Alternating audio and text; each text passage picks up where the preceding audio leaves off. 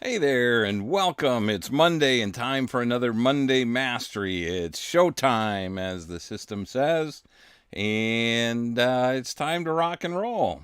And I'm sorry that I wasn't able to be here last week, but I found out that I was being kicked off of Facebook because they were having issues with streaming and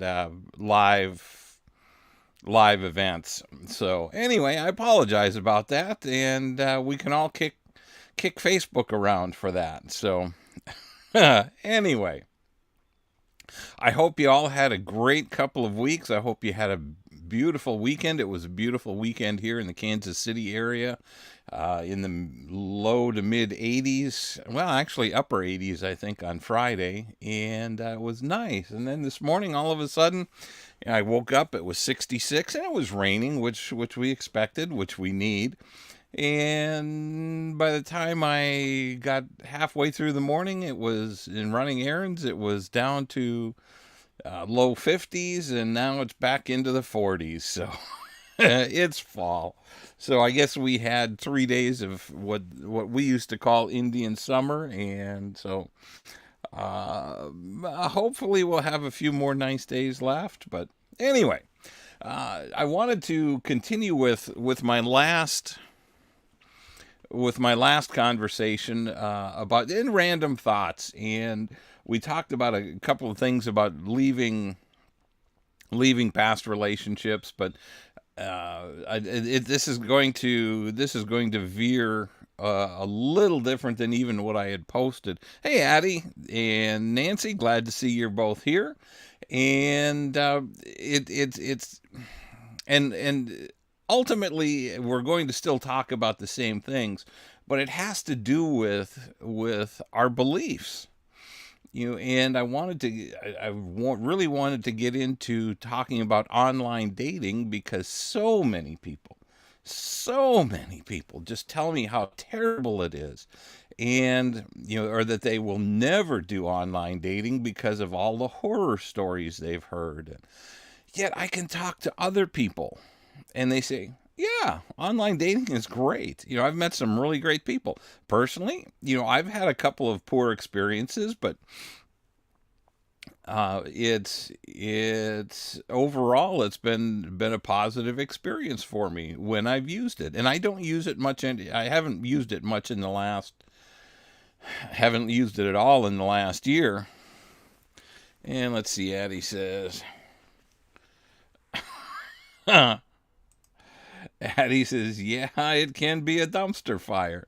Well, it can. Hey, Sharon, thanks for joining in. Glad you're here. Hey, Stephen, glad to see you're here. Hope you're doing well, brother. And I hope you're in some warmer weather finally. And it simply boils down to uh,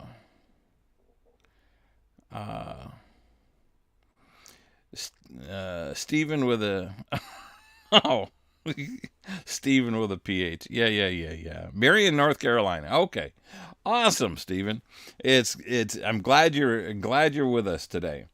So anyway, it a lot of it boils down to, I understand that a lot of it comes from personal experience, but is that personal experience based on some preconceived ideas, or where we draw in the things that we're thinking about? Because that's part of. Hey, Janine, thanks for joining in. Glad you're here. So many of the things that come into our life are things that we focus on.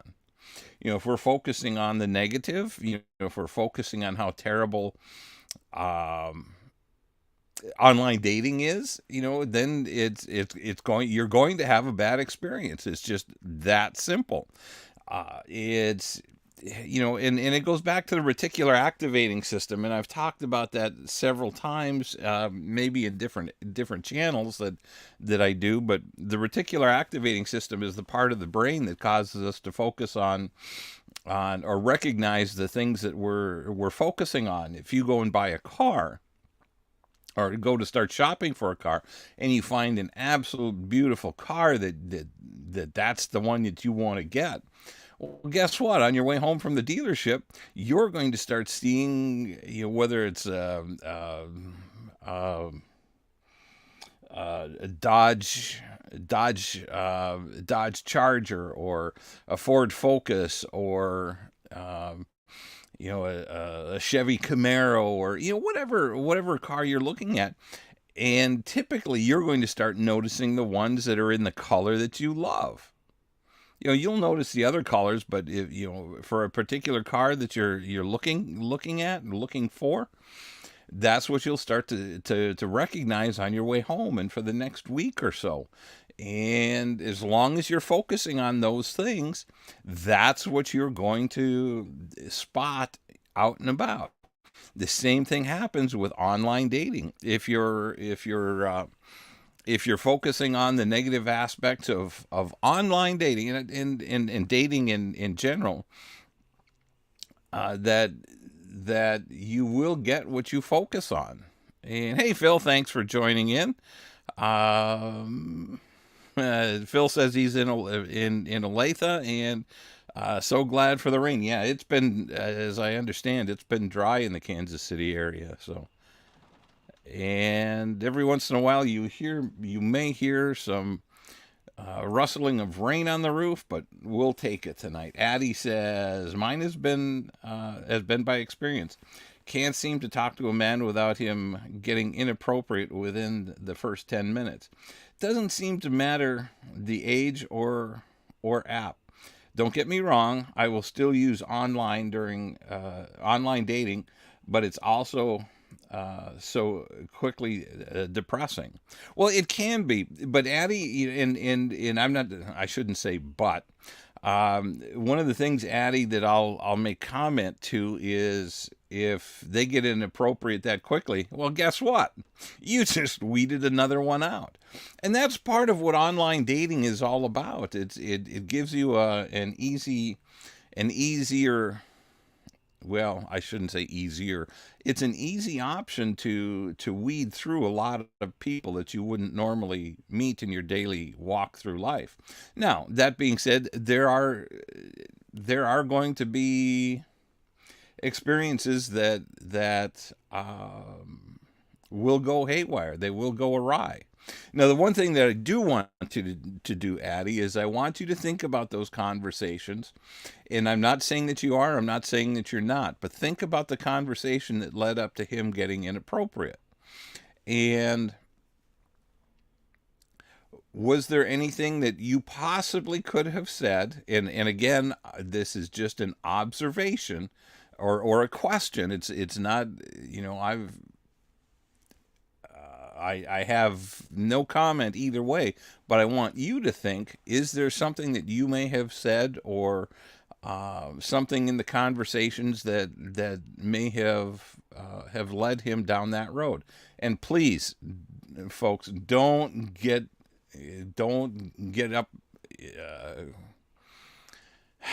up in arms about that comment. I'm just asking from an outsider's perspective, what was the entire conversation? And if there's something that may have been misconstrued, and Addie, if you want to reach out to me later and share some of the things that you may have said prior, I can take a look at it and see if there may have been something that may have been suggestive, may have done other things. Now, that being said, there are a lot of guys that are just classless, and you might just rate them as pigs. But all men are not that way. And the whole point of dating, and especially online dating, is to weed through the ones that are not date worthy. And that's really what dating is all about, is to determine who's worthy of pursuing further and who's not. And if they come out of the box and start getting inappropriate with you, then that's an instant sign The first word out of your mouth should be next. Addie says, maybe 4 years ago, perhaps, but recently, not a thing. They are initially just getting to know you questions. Uh, what do you do? Are you, I like that one. Are you married? Have kids? And those are great questions, especially the "Are you married?" Because even in the meetup group that I have, I have guys. I've had a couple of women sneak in that were married, but they and it's more so with guys. They try to sneak in so that they can try to have meet us being married and joining a singles group, so they can try to find somebody to have an affair with. So I get pretty strict about that kind of thing. But and that's fine, Addie. And again, it was just a question. It's nothing accusatory. So especially ladies, don't come at me with the long knives for that one. It's just merely an observation, because I can only judge by what Addie tells me, and I don't know what the other side of the conversation is. But Addie, I take you at your word, and and there are going to be people like that. It's and I was thinking about this in the context of another situation, but not everybody. Um, Thank you. Addie says, "No worries, I'm not upset," and I didn't think you would be, but I know there there could be people out there that watch this, especially later, that say, "Oh, well, it's just the old 'did you deserve it?' comment." No, that's not it. It's more of an analytical question as opposed to a derogatory comment. So anyway, thank you, Addie. But the the the oh gosh, I just lost my thought. Where was I? Somebody kick in real quick. What was I talking about? Anyway, it's we can get wrapped up in a lot of different things um, in our head, and we can tell ourselves things that based on our beliefs, and sometimes they're based on experience. But you have to step back and ask: is that experience based on our beliefs, or our beliefs based on our experience? And so when we start thinking about those beliefs, you know, I had a conversation, and this was on Facebook. Somebody had made comment or shared a new study that said Kansas City was one of the worst places to date. And they based it on some things, and this was somebody out in Los Angeles that had done this, had written this study. And in my immediate response was, well, is it really such a terrible place to date when you have in the metro area, you have 800,000 singles over the age of, I think, over the age of 35. Now that, and they're almost evenly split. There's a couple of areas in town that or in the city um, that are a little heavier, leaning towards women. But then when you balance out all of the other areas, there's a couple of areas that are leaning a little more heavily towards men. So when you balance it all out, it's a fairly even split. I think it's like 48-52, and it's about 52% women, 48% men. But the point is, that means that there's roughly 400,000 men or 400,000 women to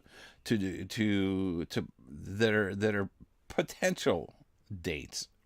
And obviously we want to whittle it down from there. What's on your must-have list? What's on your deal breaker list? That's going to chop it down. And so if you even think that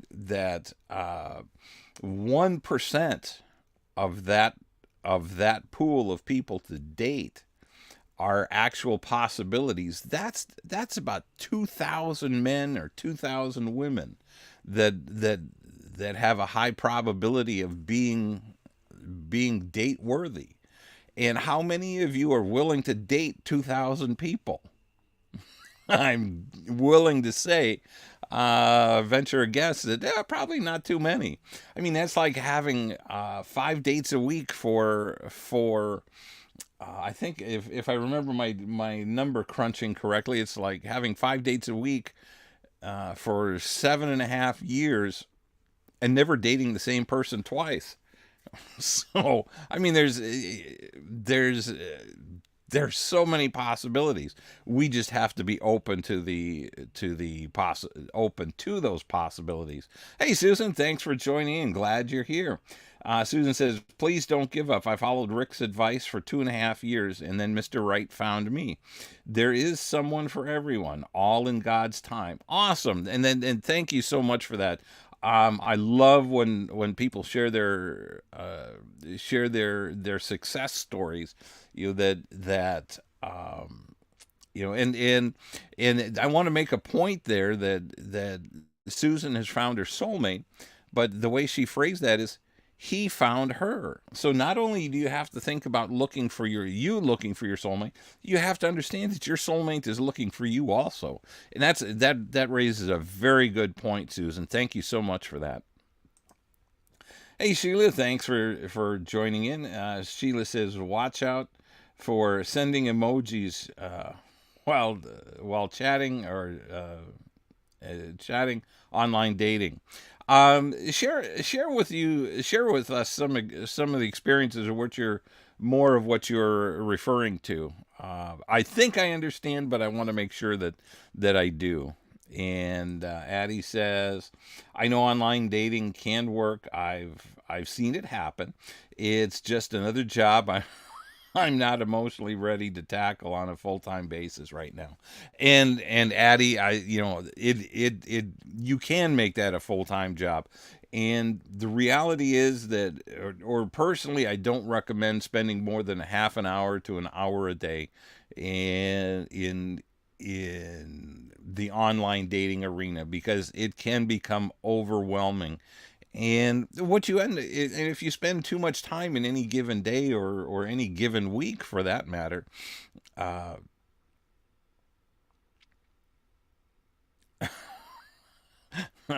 Addie says, don't send an eggplant. Okay. Anyway, if you spend too much time online, you ultimately suffer from shopper's fatigue, or shopper's fatigue. And shopper's fatigue is very simply, you go out shopping for the day, and by 3:30, 4 o'clock, 4:30 in the afternoon, you're starting to look at things, and it's nothing looks good, and you're just tired of being out and about. The same thing happens when you're online looking at profiles, or answering emails or reading emails, and if you spend too much time doing it, you get burned out. And so you have to step back from that and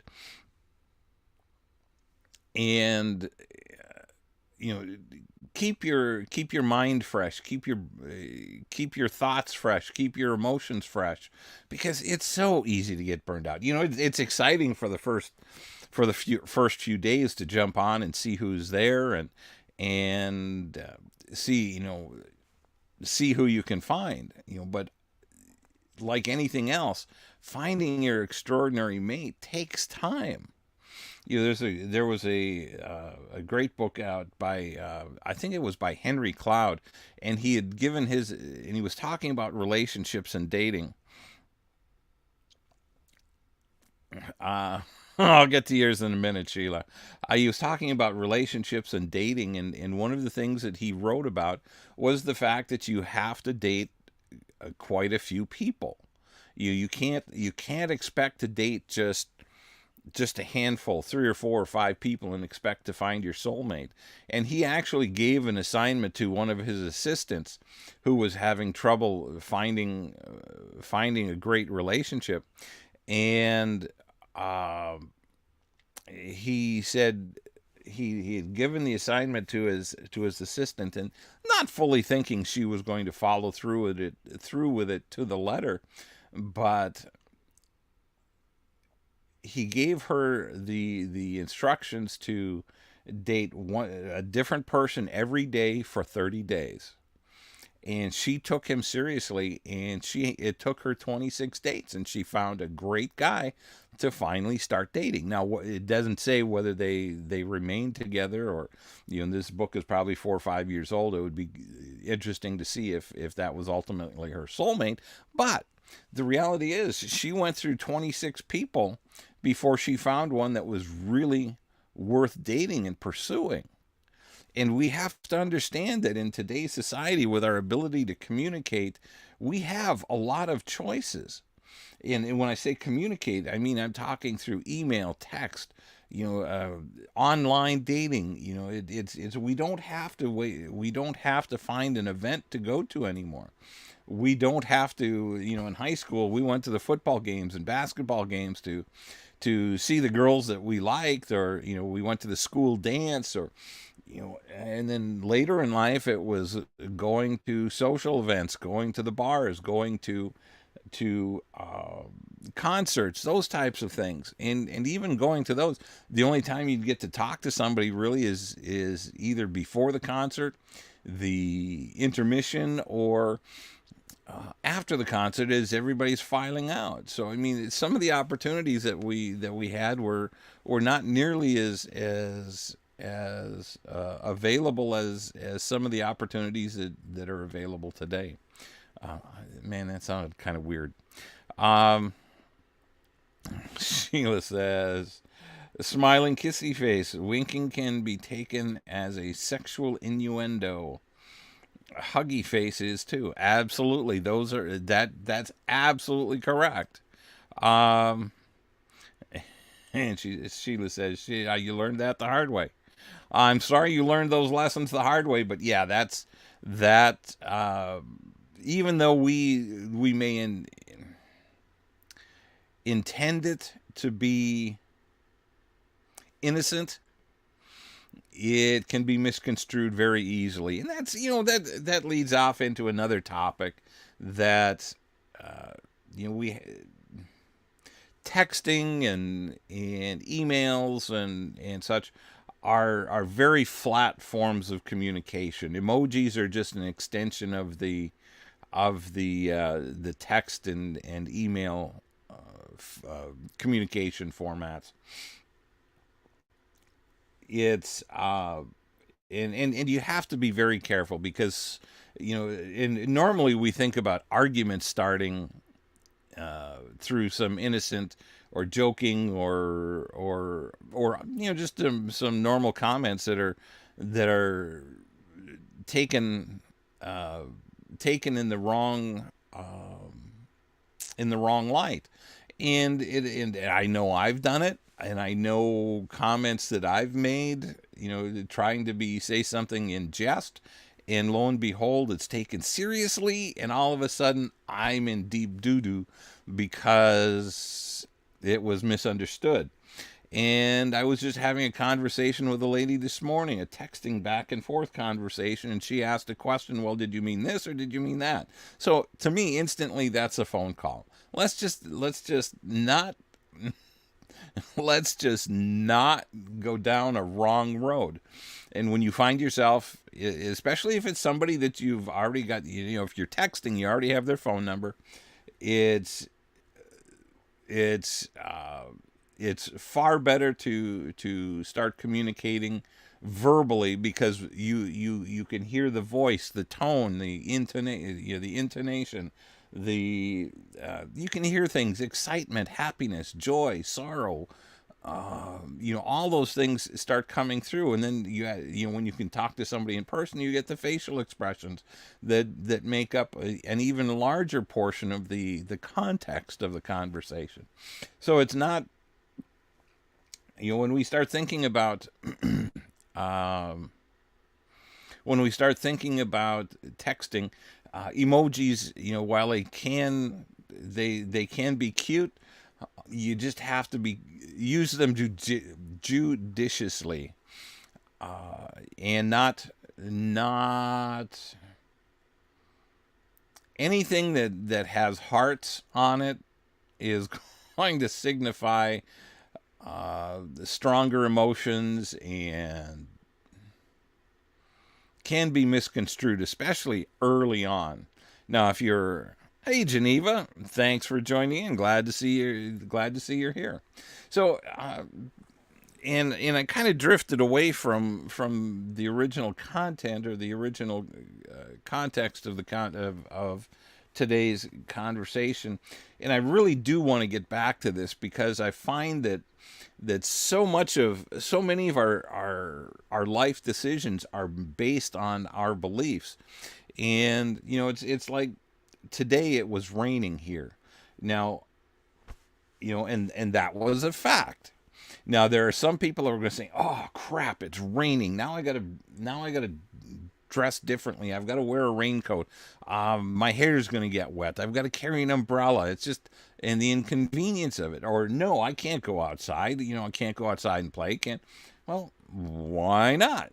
There's nothing wrong with getting wet. And then there's going to be other people like the farmers. They're going to be happy that some of them are going to be happy that the ground is getting water. Some of them may not be happy today because they've got crops still coming in, depending on where you are, that still need to be harvested, and it may prevent them from getting out in the field. So it's how you view the event. It's how you view the whatever's going on in your life. For those of you that complain about or have complained about, excuse me, online dating, is that just is that a global belief that all dating sites are terrible because you've had a couple of bad experiences? No, but it's the belief, it's the meaning that you've assigned to online dating, and it may be isolated isolated experiences. So you have to step back. You don't have to. You can do anything you want, but you should step back and say, what does this really mean? Or what else could this mean? When you have a conversation with somebody and you take it in the wrong way, or when you don't have a conversation with someone that they don't respond to your text or to your email or to your phone call, they don't answer the phone call. Rather than getting upset with somebody, which a lot of us have been known to do, including myself, you pause and ask yourself, what else could this mean? Could they be busy? Could there be something else that's more pressing than my phone call? But then, if I'm calling you, what could be more important, right? So seriously, if we should step back and ask ourselves, what is the meaning that I'm assigning to any given situation, and could there be a different meaning that you assign to it? And I'll use Sheila for example, sending a smiling kissy face. I know that and Sheila, I'm singling you out. You and I have had some conversations about your dating, and you have sent me those, and I've taken nothing, personally, because I know you. I've not taken that as anything suggestive. So it's putting those things into context. But not knowing you, I could have easily assumed that, oh, she's kind of interested in me. But I knew better because we've had conversations in the past. We've talked many times at meetup groups, and so I know she's sending that out of appreciation. So, or at least that's what I interpret as the meaning of that emoji. She appreciates the answers that I've given, or the advice that I've shared with her, or yeah, we'll just go with that. It's The important thing is to think about any situation, good or bad, and is there a different way that you can look at it? You may have had a bad experience online dating. And I'll go back to Addie and her comment about a guy getting suggestive in the first 10 minutes of a conversation. And number one, rather than being annoyed with that conversation or being offended by it, what about looking at it as, and Addie, I'm sure you did. I'm just using that as an example for other people. But what about looking at it as, oh, well, he's not serious. He's just looking for a one night stand or a role, just some quick sex. That's not what I'm looking for, and just move on and just tell him, yeah, no, that's not my cup of tea. And rather than getting upset about it, just say, okay, next. That's not the type of, and you can even tell him that's not the type of guy I'm looking for. I want somebody that's willing to get to know me someplace other than in the sheets. And Geneva says maybe she just wants to. No, I don't think so, Geneva. Just messing around, guys. This seriously happened to me tonight. So, and Addie says that's exactly my impression when they do that, and I move on quickly. Awesome. So that's it's and that's what I try to teach, and that's what I try to share with you guys is that that dating is more about finding that needle in a haystack relationship than it is to find just the next warm body to be with. This should be taken, dating should be taken, if you're looking for your soulmate, if you're looking, and like Susan says she spent 2.5 years looking, and her soulmate found her. So that leads to the next comment that, for those of you that get burned out and get tired of dating, well, guess what? When you stop, it makes it more difficult for your soulmate to find you. So it is a constant process, and I'm not saying you can't take a break for a month or so, or 6 weeks and stop dating, but you have to understand that this is a process, and and it's all about, and I hate to keep harping on it, but it is about the numbers. You have to go through 20, 30, 40, 50 people before you find that right one, and maybe not even then.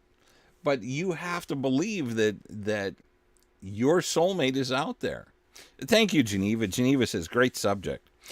Thank you. But it's a process, and the best way to find your soulmate is to be actively searching. And if you tell yourself, well, I'm not good enough, I'm not this, I'm not that, I'm not tall enough, I'm too short, I'm too this, I'm too that, then you're assuring yourself of near failure. And I say near failure because you might get lucky and just stumble across someone, but you make the journey so much more difficult. And you just and we all get down about dating, and we all get down about some of the jerks that we run into, and ladies, guys meet women that have attitudes that are just, it's like, oh crap, here we go again. So it's, the guys stumble through the same things. It's ladies, dating isn't just tough on you all, it's tough on us too. And sometimes it's tougher in a different way, and because sometimes it's we're expected to, and guys get challenged by women that say, well, I expect him to plan this amazing date and yada yada yada, and do all these amazing things, but I expect him to do it without him even having to ask me. Well, if there's any of you that are listening tonight that have that attitude, prepare to be single for a long time, because there are very few guys that can jump through those hoops, or are willing to jump through those hoops to try to impress you. And it shouldn't be it shouldn't be about dating shouldn't be about how many hoops someone can jump through to impress you. You need to take time to get to know somebody. You need to not set some false expectation that he has to set your, or she has to set your world on fire. And it doesn't often happen that way. And then for ladies, for those of you that do have that expectation of him jumping through all kinds of hoops to win you and woo you, what happens when he does? Do you expect a life like that? Or does it change? Do things change? Do you start spending time at home? Do you start cooking dinner together? Do you start finding out what each other's like in real life, as opposed to having magical nights, romantic dinners, amazing concerts, trips to the beach, whatever it is. Those things don't last forever, or rarely do they last forever. There's a as they say, a honeymoon period. I call it infatuation, where we typically are on our best behavior. But then there comes a time when the infatuation wears off and we get comfortable with each other, and um it gets to real life. And then, are you going to be bored? Are you going to be um, looking for the next one to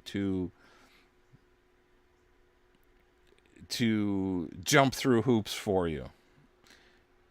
And Addie says that's a shame that many men wouldn't put in an effort to impress a date. It doesn't have to be all over the moon. It doesn't have to be over the moon type of date. Just plan a date. Put a bit of thought into it. Now, I understand that. Um, and I'm talking in Addie, I'm talking more about the first couple of dates. And I'm a very big proponent of keeping it simple. Number one, because you're trying to get to know somebody. Now, that doesn't mean that 3 months, or a couple of months down the road, that he can't plan a great date, or that you can't plan a great date. And but what I'm cautioning about is that you expect that not you in particular, but ladies in general, expect that kind of dating experience on a weekly basis.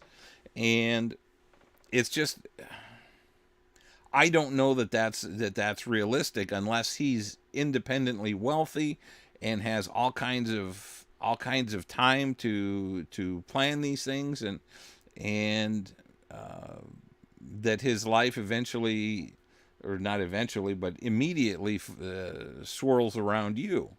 But then, what happens when he gets bored?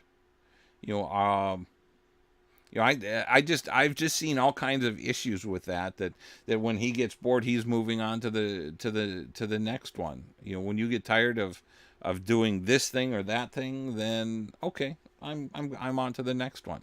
So it's a double-edged sword. I think that we just have to be careful about setting huge expectations. He may be able to surprise you with some awesome dates, but should those be on the first couple of dates?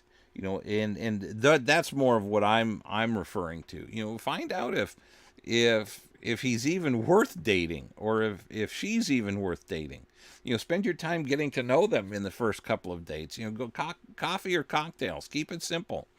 Movies, big fancy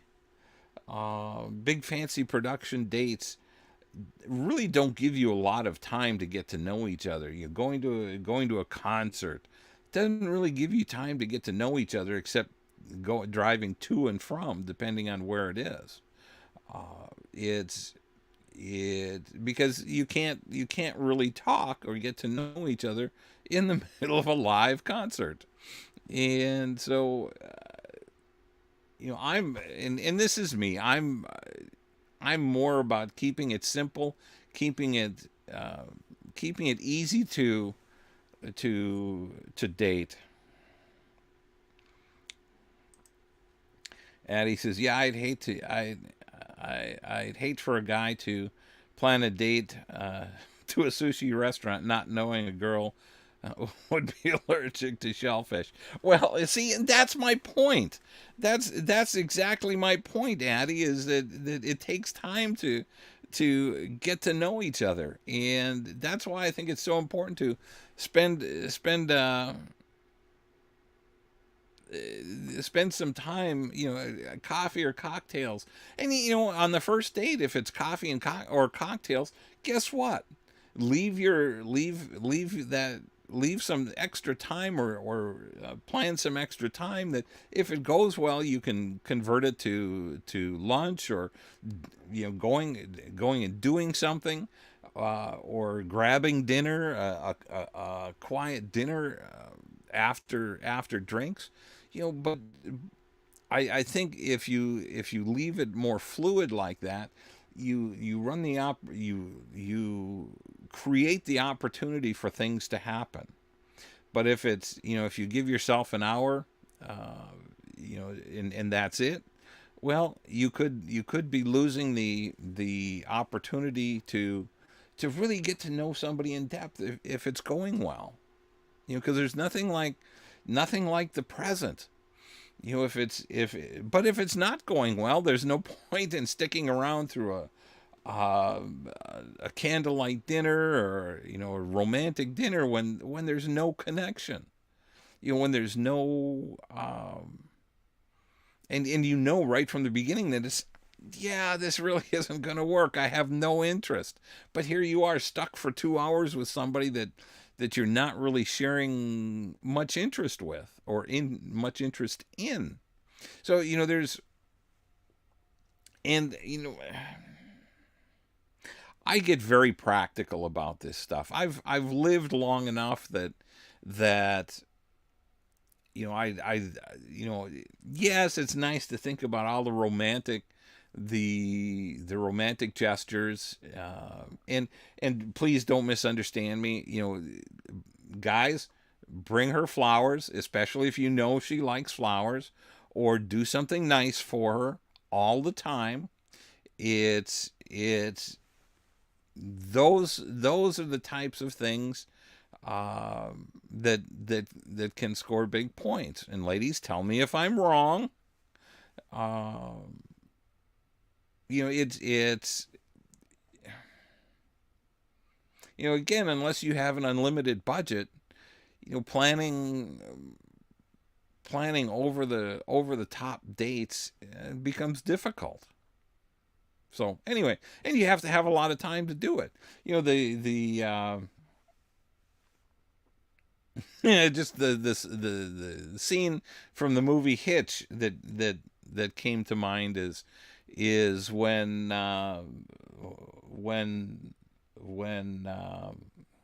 Will Smith takes is it Eva Longoria, I think, as the main female character, takes her by Wave Runner out to Staten Island, where Staten Island, no, to the Statue of Liberty, and they go through, and it's a private tour, and it turned out like garbage.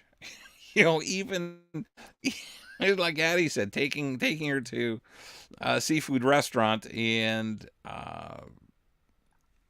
and her being allergic to shellfish. Well, you know, that's exactly what I'm talking about. So anyway, I digress.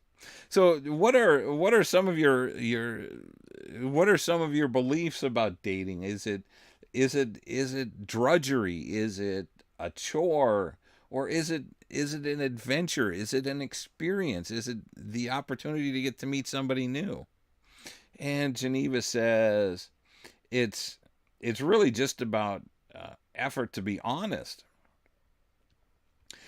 We can stay home and you can pick a movie or Netflix and pop me some pop. Oh, I like that one.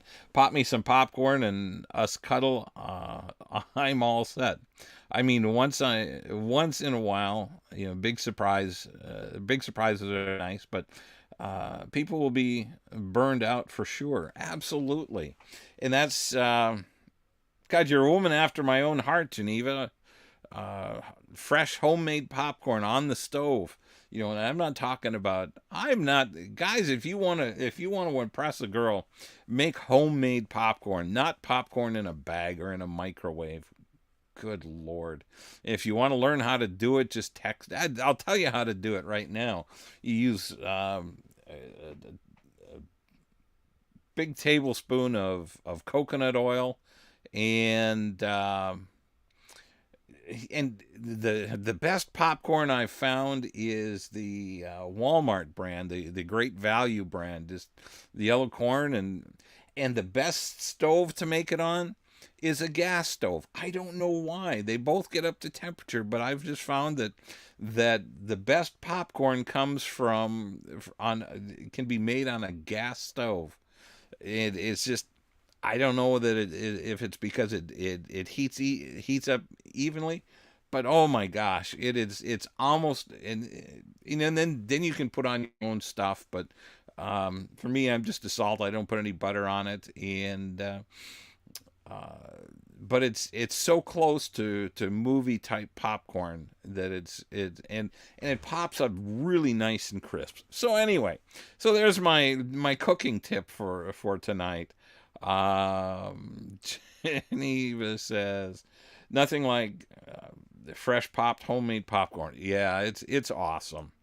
So, but if you don't have a gas stove, electric is your next best option. So anyway, um, let's see. Yes, Rick Sotobier, author and dating coach, you hit the nail on the head. Guys, pay attention. Yeah, and guys, there's nothing wrong with you offering to cook a meal.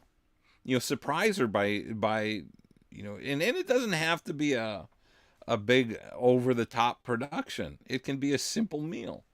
Grill burgers on the barbecue. Cook a steak. Hey, Barb, glad to see you're here. Man, I hit a chord tonight. See, that is thoughtful. Homemade popcorn. Everybody loves homemade popcorn. So, and that's just something that I've loved for many years, and have anyway. I digress. So anyway, guys, be thoughtful that way. Don't expect her to cook a meal for you. If you want to do something, if you want to do something unexpected, cook a meal for her. And I want to be cautious here, from the standpoint that I want you all to get to know each other first.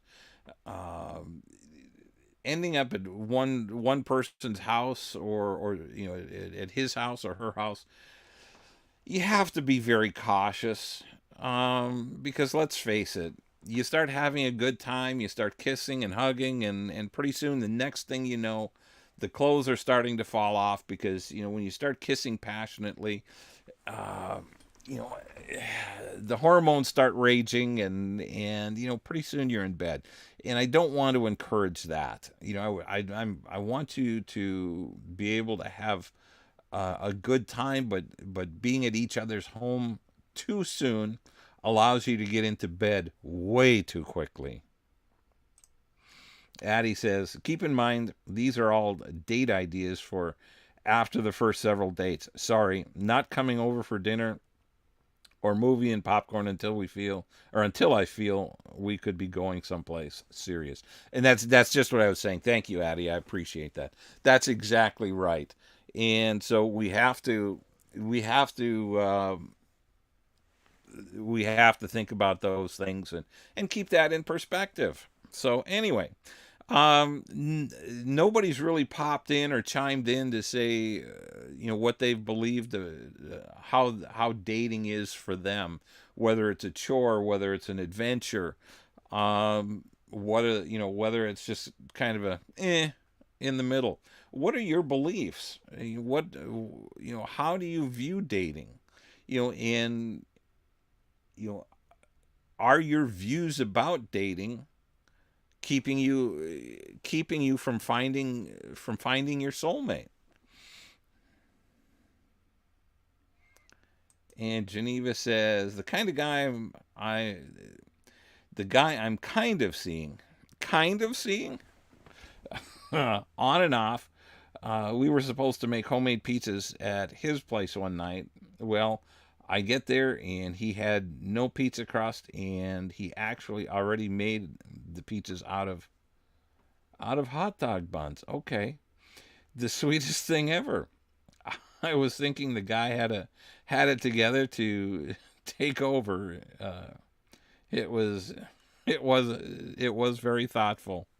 That's interesting. Now I've heard of Triscuit pizzas where you make little individual bite-sized pizzas on a Triscuit cracker.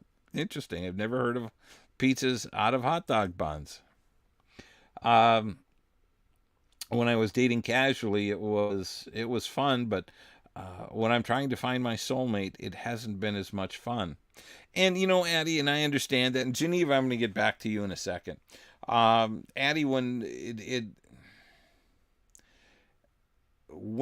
we're focused on finding what we want in a relationship, at times it's going to be tough.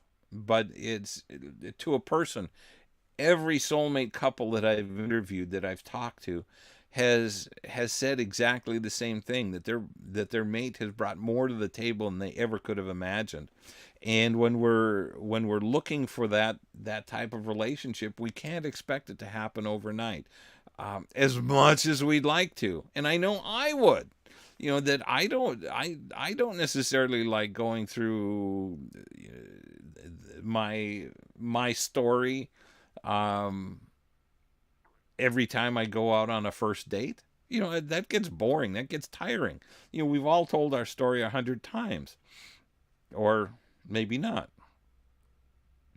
Um, but it is important to stay with it. Like I said, take a break for a month or 6 weeks. It can be tough. It's not, but the things that are most worth it in life are never the easy things. It's never the easy journey that provides the most adventure. It's the toughest journey. And Geneva, I was just going to get back to you. Um, and I want to refer back to your second to the last comment. The guy I'm kind of seeing on and off, and if you're seeing him on and off, and I mean, unless there's, and we've had conversations, about dating the right person. If he's the right one, there shouldn't be an on and off.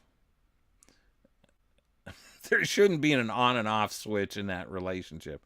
Let's see. Let me catch up here. Neva says, "I think it's fun to be out here dating. To be honest, I've been on many many dates. Most are very respectful. The only part I hate is letting them go or telling them that I just don't feel it. And for the rest of you, Geneva has an interesting comment in here, or an interesting insight. It says, I've been on many, many dates. Most are very respectful. The only part I'd want to leave that. And Geneva's doing it. She's out there doing it. I love that. And Geneva, you are right. It is difficult to say. Uh, for most of us, we believe that we don't want to hurt people, and none of us really wants to hurt anybody's feelings. But you know, do you want to protect somebody's feelings, or do you want to move on with your life? And unless you're straightforward and just let him know, it's that it's not a good fit, and you don't have to be cruel about it. And I think, and correct me if I'm wrong, the guys that you've told that you just don't think it's a good fit, most of them didn't. Most of them may have been disappointed, but most of them were probably appreciative that you let him know that it wasn't a relationship that was going to go anywhere. And it doesn't have to be a long, complicated, drawn out thing where, oh, I don't know, I need to find time to, I need to take space. It's not you, it's me. I need to figure it out. You don't need to say stuff like that. It's just, it was a great date. I enjoyed getting to meet you, but I just didn't feel a connection. I don't think this is the relationship that I'm looking for. And it can be as simple as that. And if they start to to kick and scream, then you automatically know you've dodged a bullet, because it's more about them than about what your wants and needs are. Hey Deborah, thanks for joining in. Glad you're here. It's been a while since I've been here. Yes, I know. I recognize that. Dating to me is quite a chore, for me, being older and being brought up in a whole different time and different with different expectations. I think you're 100% correct to say that we should slow down and not have unrealistic expectations. Life is a different journey these days. It absolutely is. And I was having this conversation with someone not too just over the weekend about how dating has changed, and that at in our 40s, 50s, 60s, and even 70s, that the dating is different than when we were a teenager. We didn't have expectations as a teenager. We were dating mostly on looks. I mean, there was some personality, and I mean, if the guy could make you laugh, or the girl thought you were good looking, or uh, we had very, very, very low expectations. And today, and it's just simply because of life experiences, that we have more criteria, that I'm sorry, I drifted off. We have more criteria that needs to be met to find that potential soulmate, or a potential suitor even. And Addie says, I've learned the last couple of years I have to be selfish and put myself first. That took me a while to learn. And that's, that is such a great observation, Addie. I love that, because we do have to put ourselves first, because we're looking for our soulmate, and our soulmate will and everybody should be taking care of themselves first. It's not again, you're looking for your soulmate, and if you're with someone that's not your soulmate, there's no point in being there. And if you're not if there's no point in being there, you're just wasting your time with the wrong person. And Deborah says, truth. Please, let's not ghost someone. Be honest. Absolutely. Um, and that's happened to me, and I know that's happened to all of you, and that's never a fun thing. But it's the coward's way out of of saying no. This isn't the relationship that I want, or I don't feel a connection. Geneva says, I know, Rick, the on and off switch thing, but for some reason I always find myself back to that guy. He plans.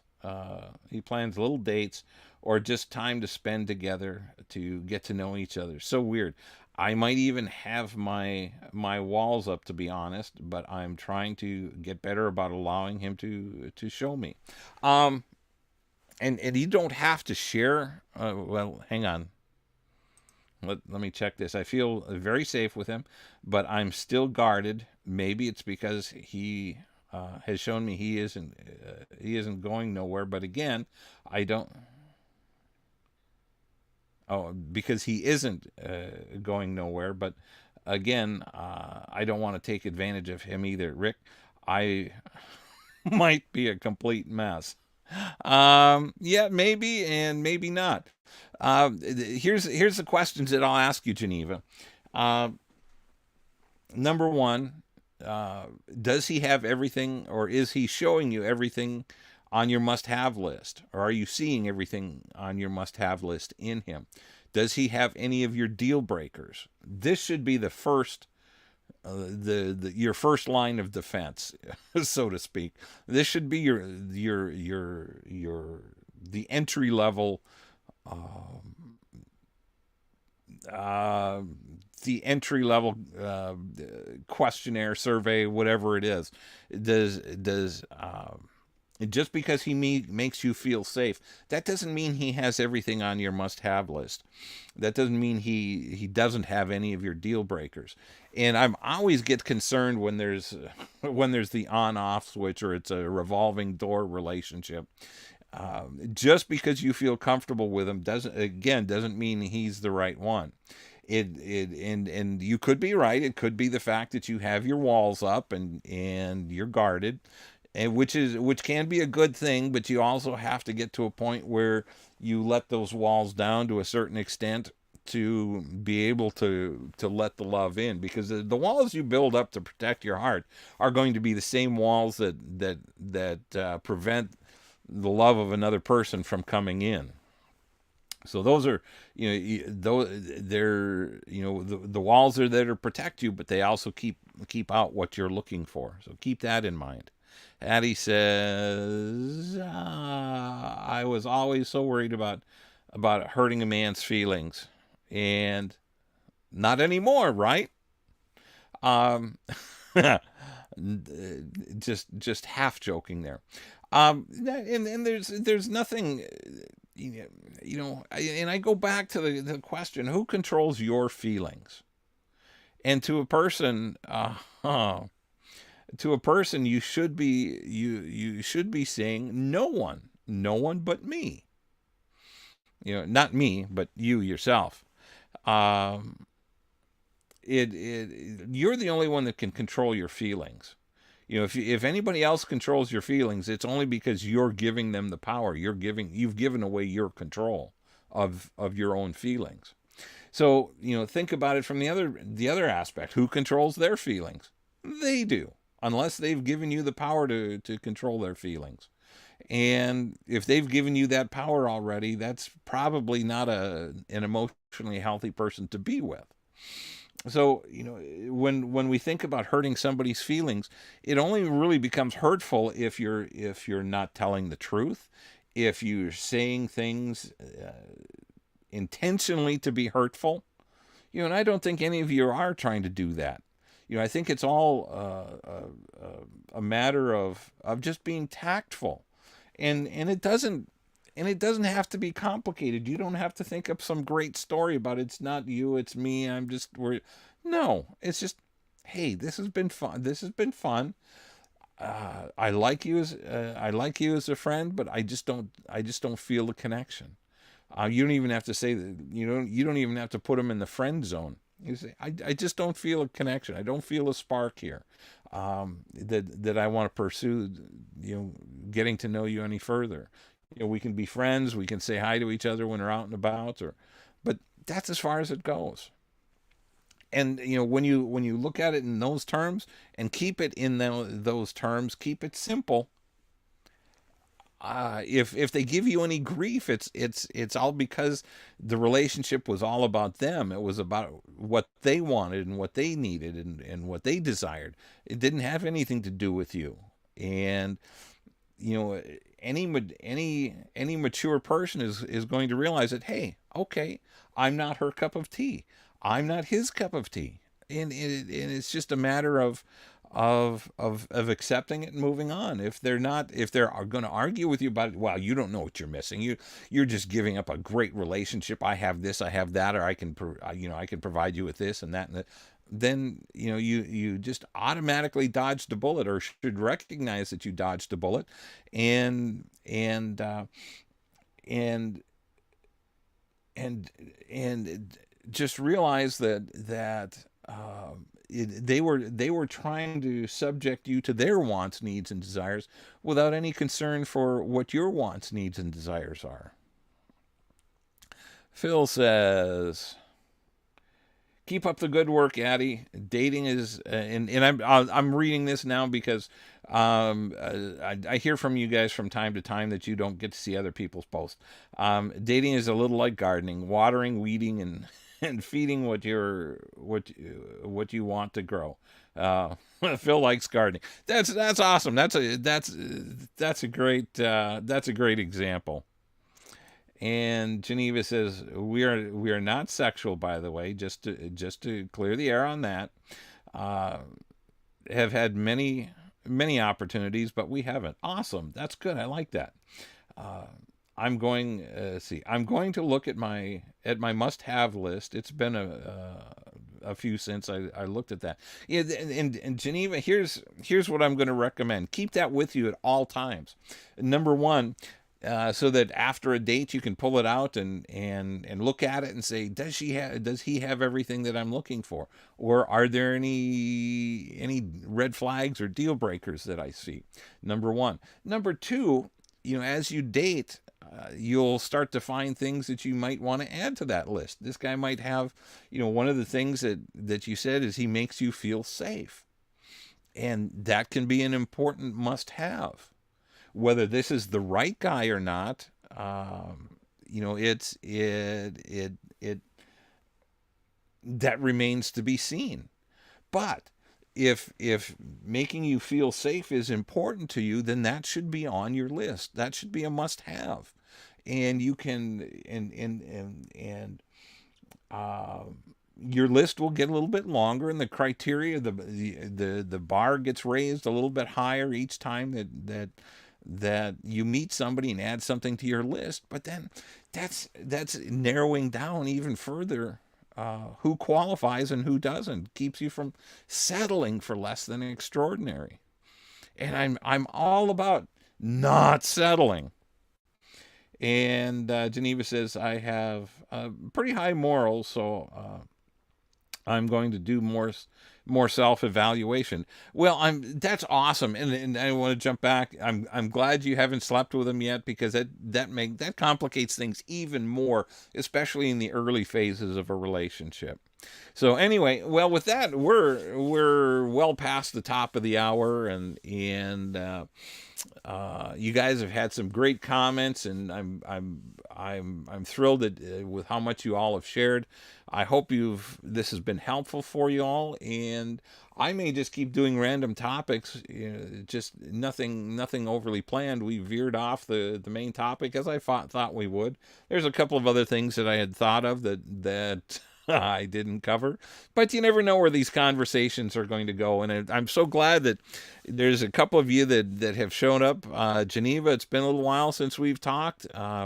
Debbie, I'm glad you were here. Phil, thank you for showing up. Addie, as usual. Nancy, I think, was here early, and let's see. Barb, thanks for being here. Stephen, Stephen with a PH. That's my buddy. He's my full-time RV buddy. And Sheila, thanks for joining in. So anyway, I'm glad you're all here. Thanks for the great conversation, and I hope to see you next Monday for a Monday Mastery, live at 6 Central Daylight Time. And just a quick plug. If you want to do some in-depth study, check out my course, Dating Made Simple. It's a great way to continue on these conversations. Plus, Right now, with Dating Made Simple Academy, we do an 8 week group coaching course, and that's always fun. So anyway, if that's of an interest to you, go check out datingmadesimple.net, and hope to see you again next week on Monday Mastery. Have a great week, everyone. I love you guys, and stay safe, stay warm. It's getting cold out there.